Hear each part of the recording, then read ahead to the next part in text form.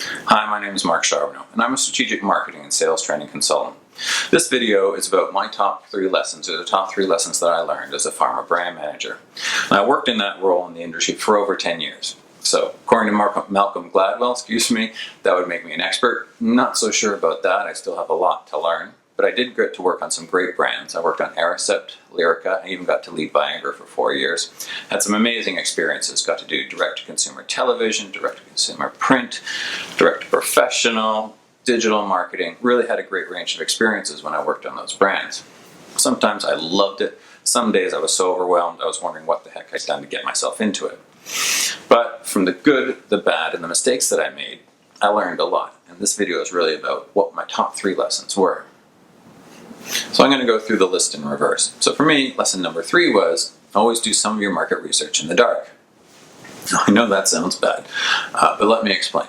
Give you an example. I'm sure we've all had this experience where we're at a meeting at work to discuss a particular issue or decide on a direction. You have a colleague who stands up and they argue very strongly for taking a particular approach, and they give a lot of very logical business reasons for doing so.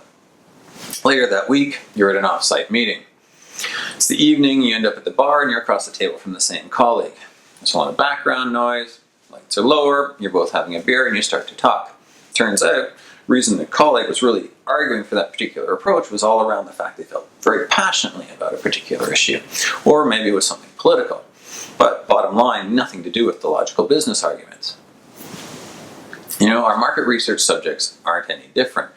What a person will say in a meeting room lit by fluorescent lights surrounded by their peers can be very different from what they'll tell you when you're sitting one-on-one with them in a more intimate setting. Whether it's a patient or a healthcare professional, strong emotions like anger, fear, frustration, or embarrassment can really drive what they do, and sometimes they're not even aware of it. I remember I had an aha moment when I was Lyrica brand manager. I was at a congress on neuropathic pain. Now, I don't know if you know anything about neuropathic pain, but it can be the most extreme type of pain possible, and sometimes it never goes away. It's a terrible experience for the patients. A number of patients gave their stories, and each story was different, but there was a common thread through all of them. And that common thread was they all had a certain level of anger, frustration, and sadness because it often took a long time to convince their healthcare professionals, so their nurse, their pharmacist, their doctor, or even their family, just how bad their pain was. And that often resulted in delays in them getting the proper treatment. I remember walking out of it thinking, because we were in the middle of developing patient materials, I remember walking out thinking, okay, 1, in the patient materials, we have to recognize what the patient's going through, and 2, we have to make sure that we provide them with some tools to help them better explain their situation to their healthcare professionals and to their family. Viagra was no different. It's a fascinating case study in both conscious and unconscious decision criteria and emotions playing a role in why people did what they do. And that could be the healthcare professional, that could be the patient. Probably the most well-known one is the fact that healthcare professionals are no different from us. They're very uncomfortable talking about sexual health with their patients. And so that often resulted in patients not getting the treatment that they needed for a particular issue.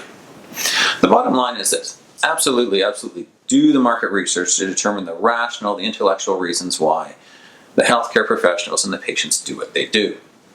But if you don't have some really good, robust research looking at the emotional drivers, it's like driving the Titanic through a field of icebergs in the middle of the night. You probably won't even see what you hit. So lesson number 2, your team is your greatest resource. The best advice I ever got in my entire career was from a woman named Isabel Mongeau, who was my boss at the time. Now, Isabel, great business smarts, but she's also very good with people, which has really helped her to be successful. Her advice was simply this: take the time every day to walk around the office and talk with people, particularly the people on your team. I tried it and it was a game changer. Normally, during our day, we go to meetings, the agenda is very focused. Once we're done the meeting, people run off to the next meeting. No discussion outside of what's on that agenda. By having the chance to meet with people informally on a regular basis, we had the chance to brainstorm ideas, align on projects, and just get to know each other better. I learned a ton. I've never had an idea that couldn't be improved by somebody else. And so having these regular or informal interactions, I got to get other people's perspectives, and inevitably the proposals that resulted were much better. If there's a crisis, things just go much more smoothly when you're dealing with people with whom you already have an established relationship. And lastly, they were good people. It was a pleasure to get to know them. Best advice I ever got, really worth doing. So lesson number one. As a brand manager, the thing that's really going to drive your products and your own success is your ability to identify and focus on the right priorities. Brand management is a flat-out crazy job. You're managing dozens of projects and different issues all at the same time. It can require you to be an accountant, a scientist, a medical education expert, public relations person, market research guru, sales manager, sometimes even a marketer. There's no other position in the pharma industry that requires the same breadth of skills, knowledge, and abilities as brand manager. At the same time, pharma industry is under a lot of pressure, so your internal support network's probably being reduced. If you want to ensure your product's success and your own survival, it's really all about your ability to figure out what the right thing is to focus on and then make that happen. In my experience, really two things that'll help you with that. One is be totally obsessed about the healthcare professional and the patient experience and why they do what they do. If you can do that, then you really understand where you can help them the most and have the biggest impact. Second thing is not a lot of people do it, but it's worth doing the exercise of sitting down and figuring out what you cannot or do not know how to do.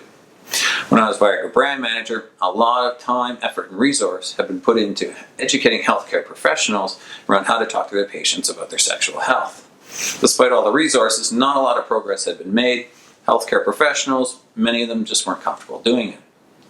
As a brand manager, I made the decision to seriously reduce our investments in those types of projects. We never gave up looking for the big idea, but until we had a good big insight, we weren't going to put a lot of money into that sort of thing. It's going to be really tough to do. Some of the people on your team, they're investing their time, their budget, and sometimes even their careers in specific projects, and these can be very hard to shut down. But if you can do that, then your resources are really invested in the strategies and the tactics that give you the best ROI, and that's what's going to drive your success. In summary, my top lessons were that it's incredibly important to understand your customer, and key to doing that is really understanding both their logical and the emotional reasons why they do what they do. Your team is like the greatest resource.